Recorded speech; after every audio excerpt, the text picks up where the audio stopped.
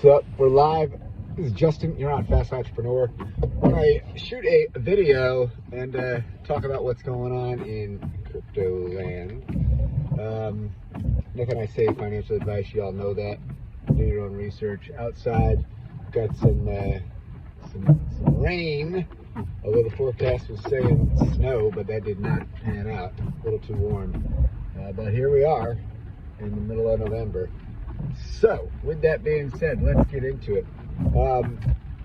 So, if you, just high level, if you're not familiar, these crypto cycles have gone every 4 years, and another one is in the midst as we speak. Bitcoin has just broken out and reached its all-time high. But what comes next? So, in the past, what happens is you end up getting, when Bitcoin makes its run, Bitcoin dominance will increase. Basically, that's like new money coming in buying Bitcoin. But eventually, if and when Bitcoin slows down, some of that money, that liquidity, as they say, moves out of Bitcoin and further down the line. And crypto people call it alt season. So, now, traditionally speaking, you know, the bigger like an asset gets a market cap, you know, it has something called diminishing returns. Means, you know, the returns get smaller and smaller and smaller. It just, you know, it's like financial math. It just takes more and more money to pump, you know, an asset the same percentage as before. So, a lot of people in crypto look to these altcoins as a way to get potentially greater returns than Bitcoin.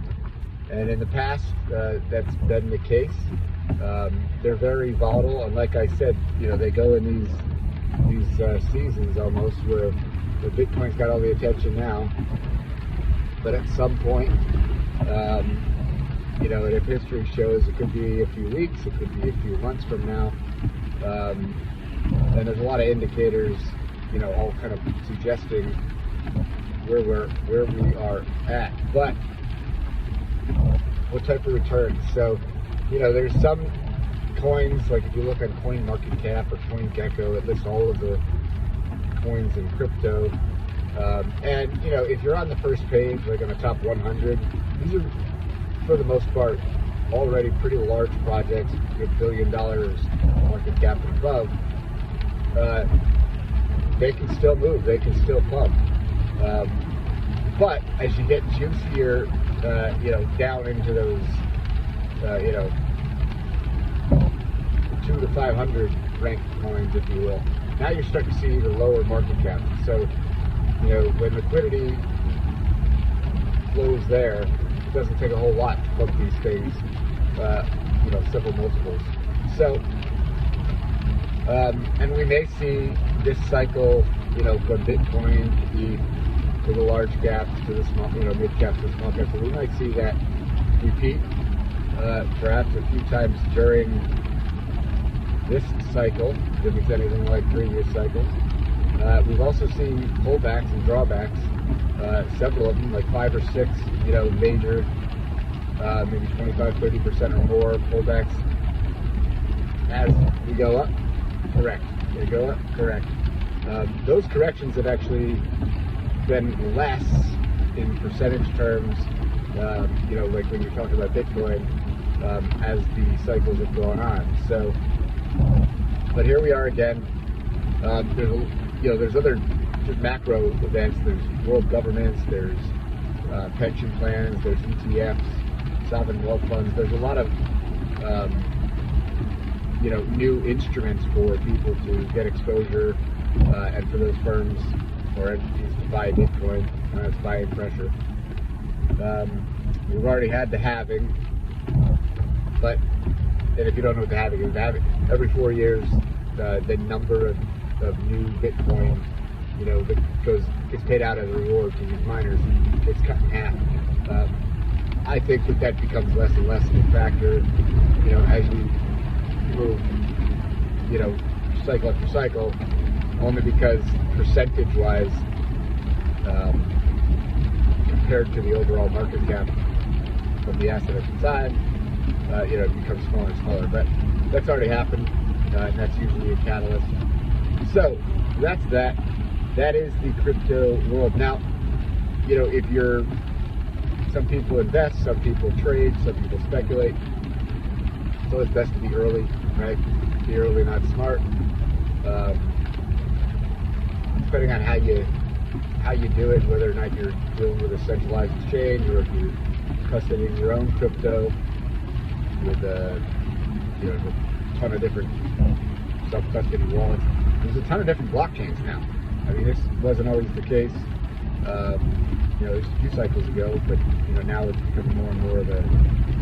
You've got Ethereum, you've got Solana, you've got Sui, you've got just a whole slew. The list is too large, and they all have their own wallets and ways to hold it, et cetera, et cetera.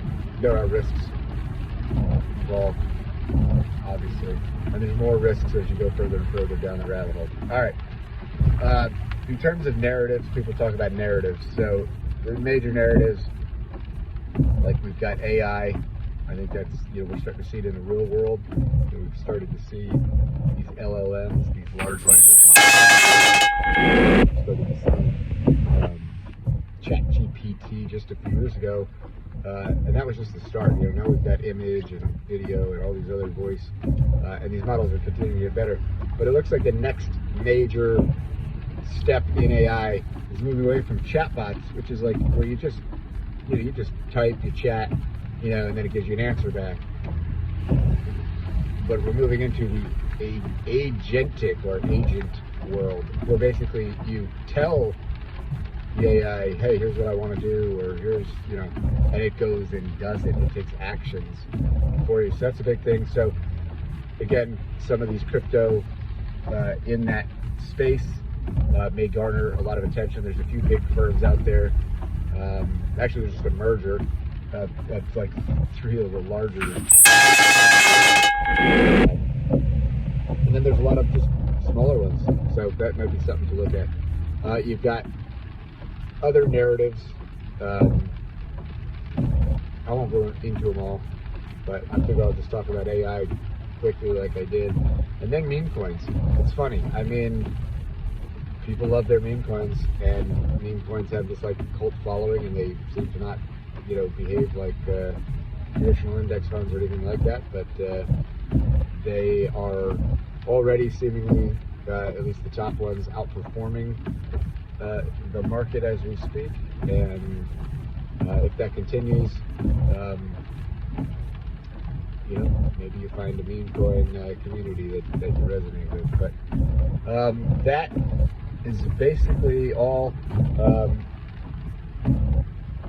But the big warning is, you don't want to chase the pumps, right? You don't want to be the exit liquidity for everybody else. Meaning, you don't want to put money in and then everybody dump their bags. They walk away with your cash. So being early, try to predict, get ahead of these moves tends to be the strategy. So right now you can kind of see Bitcoin's made a pretty good move, from breaking its all-time high, say around 70K, it's almost at 100K. But some of these altcoins and these others, not a whole lot happening, and that's to be expected as the liquidity is all focused on Bitcoin. But that day will most likely come to an end, at least in this initial phase, pretty soon. And so if you're going to prepare, perhaps you've got some time, but that window is waning. All right, that's all I've got, folks. Hope you enjoyed the video. Again, not financial advice. Do your own research. I just want to share kind of my